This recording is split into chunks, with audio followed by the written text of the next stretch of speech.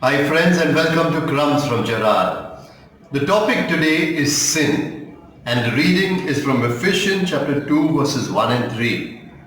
You he made alive when you were dead through the trespasses and sins in which you once walked, following the course of this world, following the prince of the power of the air, the spirit that is now at work in the sons of disobedience, following the desires of the body and the mind. When Paul speaks of sin over here, he gives us two words for sin. One word is missing the mark. You want to shoot, but you miss the mark. And that is what sin is. Another word he uses is you're walking, but you move off course. You lose your direction and go in another direction. Sin for Paul is failure. And we need to look at sin as being a failure. Sometimes we don't like the idea of sin and we want to keep that away. Sin, no. And therefore confession also is losing its whole place in our Christian life. But sin must be seen for what it is. Sin is a failure to be what you are meant to be, sons and daughters of God.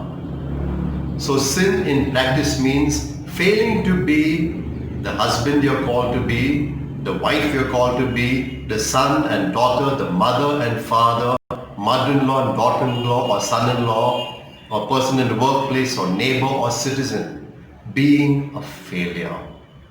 Now what does sin do to us? First of all, it takes away our innocence.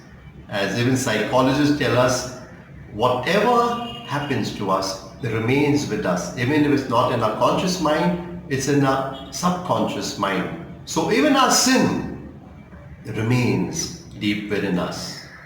The second thing that sin does to us, it takes away our ideal. The first time the thought of sin comes, we look at it with horror. Oh no, not me. The second stage is where you do it, but still you are not very happy with it. The third stage is you have lost your ideal, you have no qualms, and you just go ahead and do it. The third thing that sin does is we lose our will. Initially, we need to decide to do what we're doing.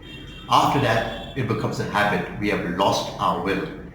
So that is what sin is, and we need to realize we become a failure.